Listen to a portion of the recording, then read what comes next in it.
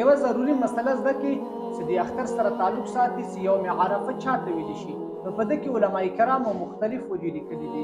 یوه وجه دا دی چې کله حضرت ابراهیم علیه السلام په اوله شپه خوب ولیده په اتمې ذوالحجې باندې، نو دی په دغه خوب کې شکي و چې دی د الله تعالی له طرفه دی که شیطان له طرفه دی، نو ځکه هغې ته یوم الترویې ویلی شي، ورځ د شک.